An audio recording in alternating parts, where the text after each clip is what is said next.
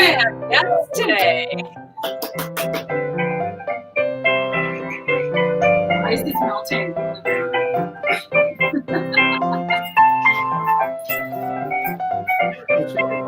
I like how you guys are drinking.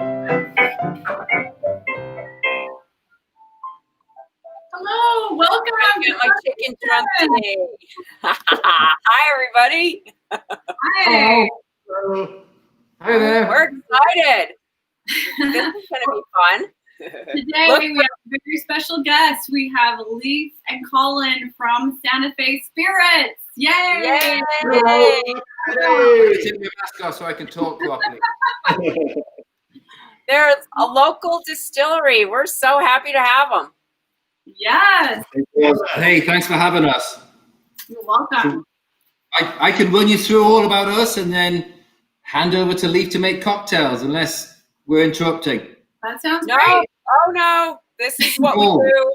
We're all stuck home. So what else do we have to do today? I'll stuck at home on a Friday. Actually, Leaf and I are at the distillery.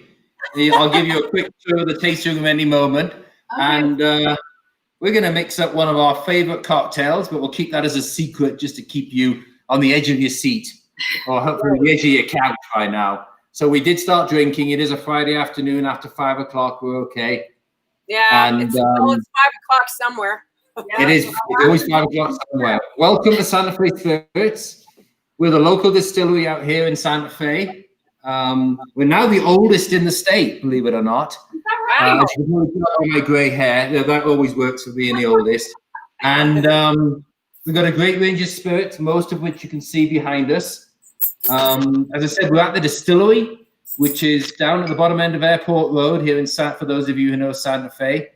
And a great little place to come visit. Here, I'm going to pick this up. Yeah, And show give us you the tasting room. Great tasting room. We even cut barrels in half for decoration over here. Empty. It's kind of empty now because you can see what we're doing here. All the seats are pushed aside because we can't have anybody in the building yet, as per state regulations, which makes a lot of sense. But you can see our wonderful tasting room. It's so pretty. It's actually kind of pretty. And I'll run you through a couple of things you can do. Lee's going to tell you the wonderful cocktails, but we're going to have gin here. Oh, Wheeler's nice. Gin, named after Montague Wheeler, who was the cartographer that laid out the meets and bounds in New Mexico. Lewis and Clark went north, and Wheeler went south. Oh, wow. Yeah, Nice. thank you. Is that like Wheeler Peak? Is that And that's fact. Well, Wheeler's Peak was named after the Wheeler, or we named the gin after the peak. And it's everything there is from sourced within 30 miles of Santa Fe. So it smells and tastes like a rainstorm in the desert. It's wonderful. wonderful? Cool. All of these spirits, this is our vodka expedition, which Nice. which is a lot of fun. It's a corn-based vodka, 6 times distilled. All of these over the weeks, you'll see us put into cocktails. Mhm. Here's a fun one. Apple Okay, brandy. so I have a question. Isn't vodka usually potato? Not always. I'll let Leaf talk more about that. Basically, vodka can be made from anything that has sugar. Beets, mostly, potatoes, like you mentioned. Most vodkas you'll see are made from some kind of grain. So wheat, corn, rye. But like I said, beets, grapes, anything that you can have sugar, you can distill into vodka. Wow. Way back in the day Why did way you back in choose the Corn for us adds kind of I would describe corn vodka as having a little bit of sweetness in a good way, a little bit more luscious in the mouth than rye or wheat vodkas. And then your potato vodka that you referenced, Adriana, has kind of a really luscious, viscous mouthfeel. For us, the corn is just nice and smooth and mixable, 80 proof, great cocktail vodka. Cool. Lots of fun Okay, stuff. thanks. And if you're living in New Mexico, all these spirits are available in all the chains, from Whole Foods, Albertsons, Smith's, Trader Joe's, Total Wine. Who else are we missing? All the main chains have us, Oh, wow. we They're everywhere. love our local liquor stores. Yeah, if you're in Santa Fe, go check out Susan's or Coco Man. If you're in Albuquerque, our friends at Jubilation are some of our favorite partners. And then don't forget we sell our spirits here, which is so you can get it. Yeah, you do curbside. They'll do curbside. Curbside at the moment, and we're really known for our downtown location. A lot of locals will go to Reed Street. I think Lisa's a favorite there, aren't you, Lisa? I love that place. And when you were, I was last there, it was right before COVID. My mom and I like to go there on Friday nights after work just to hang because it's so delicious and cool and fun. And I love the artisanal way you make the cocktails of just really knowing what you're doing, all the homemade, foodie, cool mixes, and you really take it to the next level. It's great. Well, thank you. Yeah, it's a great location down on Reed Street, and we can promote other people and say we're a block east of Tomasita's because everybody knows Tomasita's. Yeah, so everybody knows Tomasita's. Where we are there. One more spirit quickly. This one's my fave. This is apple brandy. It's a Calvados style, which means there's no sugar. It's a dry after dinner aperitif or digestif, sorry, and made with New Mexico apples from Tesuque, where I live. Yeah, and it's wonderful. I love that brandy. Yeah, me too. It's so good. We can talk about Santa Fe Spirits. You're going to come and visit. Yeah, no, do. If you ever come to visit, you won't forget Santa Fe Spirits. Google it, and you'll see there's a north in-town location and a south one where we are. Yeah, and always drop Colin's name because everyone else does. So he's notorious for being a little loose with giving away freebies here and there. Our bartenders don't listen anymore. If you say Colin said I could have one, they'll give you one. Don't worry. That's good for filling the tasting room. So you guys have outdoor seating, right? We do have a little bit. Unfortunately, at the moment, with the pandemic that's going on, we aren't doing cocktails there. We could only sit 6 people there. It's a small patio with the distancing. I do agree with the governor's regulations. I really do. I think she's doing a great job. Our patio is small enough; it doesn't feasibly make monetary sense for us to operate at the moment. Understand. Well, since we're talking about that, you guys also have hand sanitizer, don't you? We do. Ooh, that's a good push. Good push. Speaking of hand sanitizer. Yeah. Speaking of. Yeah, we do a tiny little 4-ounce bottle. Where you can sanitize any which way you like. If you've got a little business or you want to do your whole house, you can do 32 ounces, which comes in a spray head. So can we get that on the website, or where do we buy that? Yeah, basically we currently are only open for curbside, but you go to the website, order it, and tell us about when you're going to be here, in the email, or just come up curbside. We'll have the order ready for you. There's a phone number out there. Okay. Call the phone number from your car and we deliver it. We do gallons as well. Nice. So if you really want to top it up, save some plastic because they're all in plastic, I'm afraid. But if you've got one of these, you can fill it up many times from one of these. Okay. Yeah, I wish your governor was as smart too, whoever wrote that, because we have a good governor. We do. We have a good governor here. We're not. But hey, we're here for cocktails. We can talk as we go. Most important thing, or the most important person, I should say, is Leaf, and he's going to run you through a cocktail. Cool, guys. Well, this is so fun. So we're going to do it with the ladies and. Move to the middle so we can see you, Hunter. Yeah, are you going to do? Maybe you should do the twist. Oh, get your cameraman. Yeah, we're going to show you. You're going to just see my friends kind of working hands in action, right? Totally sanitized. Yeah. We're going to join the ladies hopefully every other week in the Corona Kitchen and do a cool cocktail demo for you all. I think and I hope that Lisa and Debriana are going to make the drink along with us. So we decided, obviously, to start with one of our favorites. It's a pre-prohibition classic cocktail everyone's familiar with. This is the Manhattan. So we're going to do our twist on the Manhattan.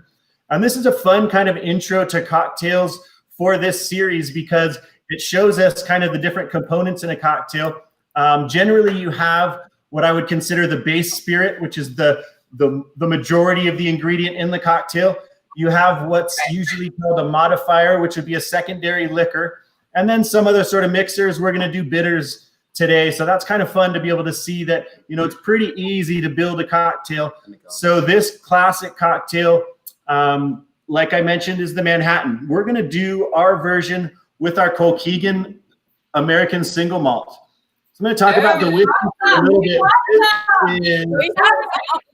All right. This is our flagship offering. As Colin mentioned, we've been distilling in Santa Fe for 10 years, and we've been making this whiskey for almost that whole amount of time because it obviously has to rest in barrel. So we're making this, the Kilkeegan single malt, really in kind of a Scotch style. Colin's an Englishman, but he, you know, he loves Scotch. I'm an Irishman, but I love Scotch. So we wanted to make an American. Oh, well, they really like a Scotch. So 10 years ago, when we started making American single malt, there were 4 American single malts on the market. There are over 120 now. So it's quite a growing category. So we use 100% malted barley as the base of our Kilkeegan.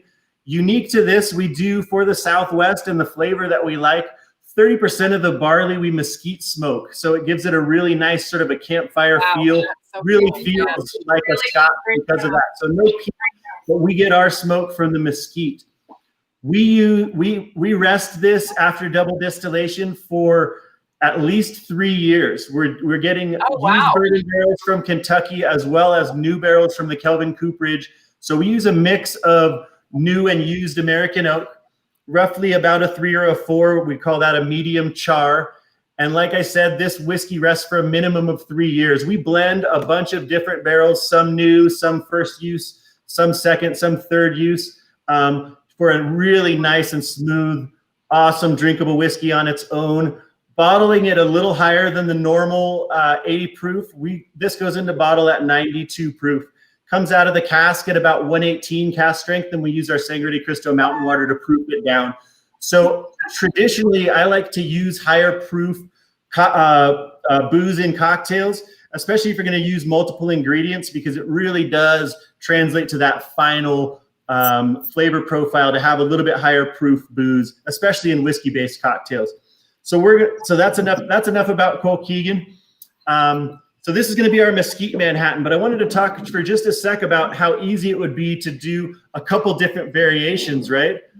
So you need your base spirit. Traditionally, oh, there I am. I was looking at the wrong screen.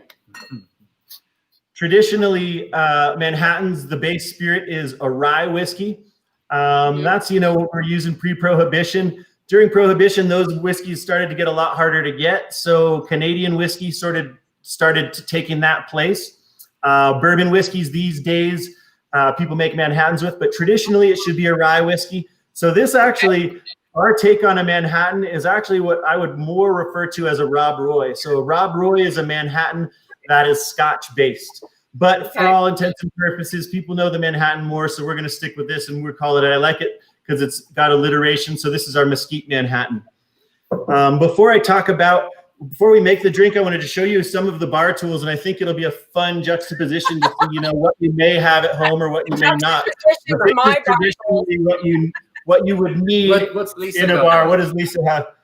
All I have is this sort of shot glass, this, a muddler, and a steel straw. That's all I got. Perfect. I have a measuring cup. Oh, that's a cappuccino. Yeah, that's a hell of a cocktail in a measuring cup. So I'm going to show you the traditional bar tools. This, for most people, would be a pint glass. This in the bartending world is called a mixing glass. You also have your Boston shaker tin. Those two go together. Here's my Corona kitchen shaker. It's a ball glass. My Corona kitchen shaker. Nice. Yeah, that's good. Okay, so that being said, we're not going to use either of those. So set those to the side.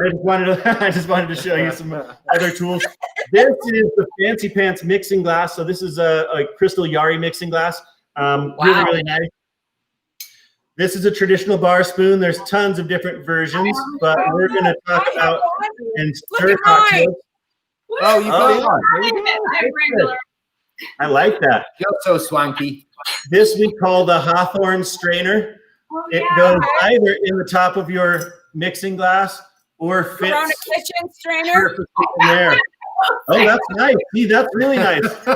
Brianna actually has what we would call a double strainer. So if you have cocktails that you have stuff in them, ingredients that you don't want to get in your teeth, you would strain through that double strainer. So you're even one step ahead of us, Brianna. And then lastly, this is a jigger. I love these OXO mixing jiggers that have that's all pretty. inside. It has all of the different gradients, and then it has that fancy little pour spout. I'm using. Look, I have a pour spout. I have a pour spout. You got it. Okay, so this is a super simple cocktail fun. So what we're gonna do is we're gonna mix now.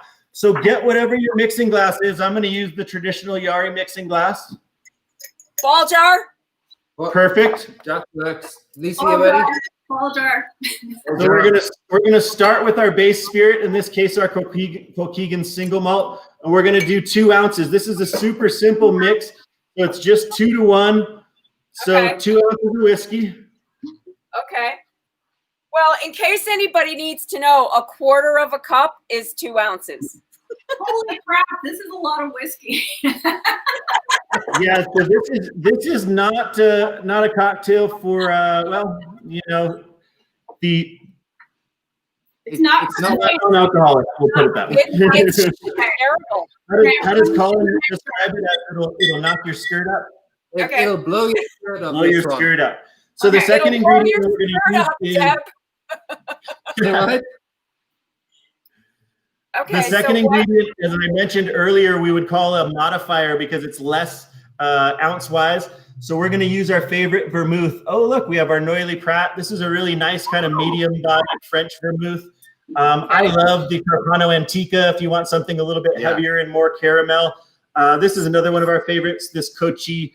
So yeah, whatever your favorite sweet vermouth is, and just, you know, try different ones out. It really does make a big difference. So what we're going to do is we're going to do 1 ounce of sweet vermouth. 1 ounce. Oh my God! I'm going to be on my app. 2 to 1. We have fans out there, people. They're saying, somebody's saying that this is what they order when they come here to visit.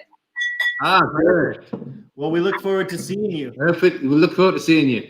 Oh, I see them. Yeah, thanks. So you have your ounce of sweet vermouth. Did it? I just wanted to quickly mention that vermouth is fortified, but it should be stored in the refrigerator. So dry or sweet vermouth, once you open it, Good to know. throw your vermouth in the refrigerator. Okay. I had no The other idea. thing now is, so I mentioned you can do switch up the whiskey. I wouldn't recommend it since this is our favorite, but you can switch up the whiskey. You can switch up the vermouth. You also hear people when they're ordering martinis and Manhattans talking about dry versus wet. So I wanted to mention that real quick. So that just refers to the amount of vermouth that's going into the cocktail. So if I wanted to do a wet Manhattan, I would do more vermouth. If I wanted to do a dry Manhattan, I would do dry vermouth. If I wanted to, and this is funny, so I was working. Go ahead. Would you do equal parts of if it's wet with vermouth and whiskey? So what I'm starting with is this basic 2 to 1, right? Okay. So 2 to 1. If you wanted a little bit wet, you'd just do a little bit more than 1 ounce. If you wanted to do it a little bit dry, you'd do a little bit less than 1 ounce. Okay. And then there's also, you'll hear, I was working at a bar years ago in Albuquerque, and I heard a patron ask my fellow bartender for a perfect Manhattan. And she said, "Well, sir, I'll try my best." And I said, "No, it's an actual cocktail, right?" So not exactly for my taste, but people like them. So if you like a little bit drier, then you can do a perfect Manhattan, which is just equal parts sweet and dry vermouth. So it's kind of fun to see how you can, on one cocktail, you can do many, many different versions depending on your preferences on the cocktail. Okay. So that's the vermouth component.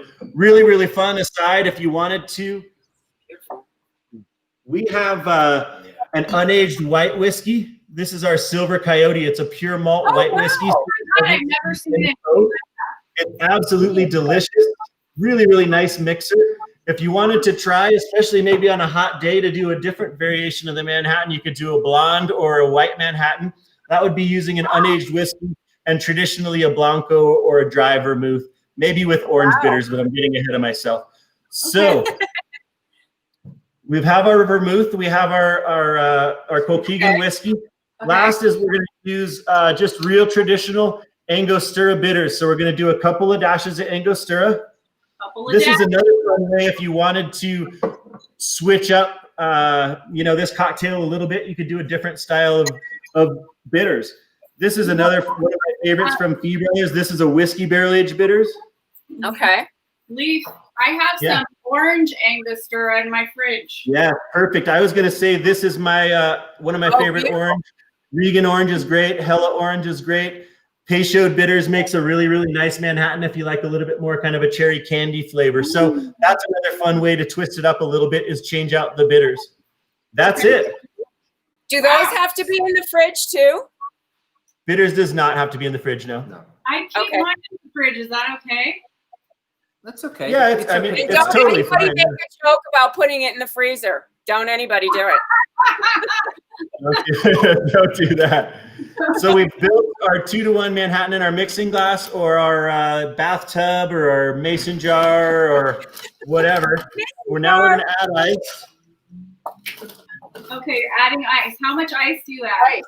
Oh, ice. Lots of ice. So because you Okay. Add a good amount of ice. If I was doing this in a pint or a mixing glass, I would fill it virtually almost all the way to the top. But I just don't want to fill it so much that when I stir it spills over. Okay. So now that I have my cocktail on ice, I'm gonna stir. So traditionally, what you do is you put the back of your spoon, and press that towards the outside of your glass, and then I'm just gonna stir like this, right?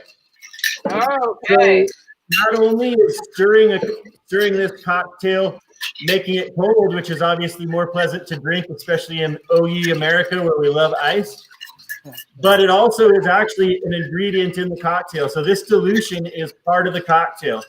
Okay, so we're like being here with Cuisinarts. No, that's too much dilution. Yeah, we don't want to whip this into a blended cocktail, or maybe you do. I don't know. I'm just showing you the traditional way. So I'm going to stir until it's cold, or roughly about, say, 10 seconds of good stirring. Okay. So once we've reached the dilution that we want, we're done stirring. I'm going to take my Hawthorne strainer and put it directly on top of my mixing glass. Now, traditionally, what we would serve this cocktail in is either a coupe, or some people would call this a martini glass. It's traditionally called a cocktail glass. I like the coupe because it's nice and cute. I've had some ice in there, so the coupe is actually chilled, which is really, really nice. I'm going to discard that. Okay. Pour it in. I have my wonderfully chilled I have a giant glass. cocktail coupe. Oh my gosh, we might need to double up the proportions on Lisa's glass. And then we're just going to strain without ice into that cold, chilled coupe.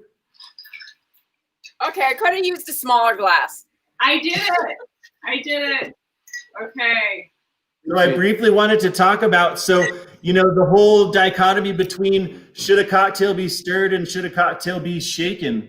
The general rule that I go by is if a cocktail is comprised of all spirits, it should be stirred. The vodka martini, I would say, is probably the exception to that because people really like that ice skating rink that when you shake it on top. Stuff like margaritas that have juice mixers and fruit mixers really should be shaken. So if anybody shakes your Manhattan, well, I guess you still drink it. But lastly, we're gonna garnish our Manhattan, our mesquite Manhattan, with a cherry. Not one of those disgusting bright red maraschino cherries that you get dying in the side of the bar well there. These are really nice Amarena cherries. Don't have that formaldehyde, don't have all of that red number 5. Oh my so God. I really like using an Amarena cherry. There's also Luxardo, which makes the original maraschino cherry. Those are phenomenal. I'm going to cheers you, and then I'm going to talk a little bit more about cherries, but this looks too delicious. Your face, cheers. Your face. Now we can go up a bit. Okay, There you go. yeah. Okay, I'm putting orange twist in mine. I'm adding an orange twist. I'm adding an orange twist in mine. Perfect. Orange twist. I wanted to show you guys too. So we love doing what we call drunken cherries. So I would take those Amarena cherries, which are just a nice Italian dark cherry. Oh my God. I've got my little canning jars, right? So I drained the juice out of it and I made a few different versions of drunken cherries. So these have been sitting actually since pre-COVID. They're very shelf stable. But this one, so this one I did lemon peel, tawny port, and cassis. Fancy. Yum. Grand Marnier and orange zest. This one is amaretto, dried apricot, clove, and vanilla. So as crazy as you want to get with those drunken cherries, it really adds a nice little touch to it. Yeah, so this is our Mesquite Manhattan.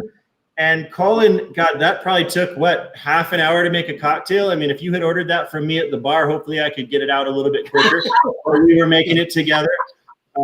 We do have a simpler version, and this is going to be, you know, another shameless plug. But Colin's going to show you how he makes his Manhattan when he gets home in about half an hour from now. And I'm going to go back to the mixing board right here and let Colin show you. Cheers, because this is delicious. Delicious. As you probably have guessed, Leaf is the sophisticated end to what we do here at Santa Fe Spirits. I do a lot of talking, and I have a different way to make a cocktail. I'm going to show you how quickly I make a cocktail. I get a glass. I buy from Santa Fe Spirits a Mesquite Manhattan, and Manhattan's obviously named after Manhattan, the island. But if you look on our label, that's the skyline of Santa Fe. I love it. It's got the cathedral. It's got a classic adobe. It's got the inner Loretto church, the inner Loretto there. So I do that. I open it. So cute. Here. I put on a little bit of ice, and I pour myself a cocktail. That's a hell of a big one.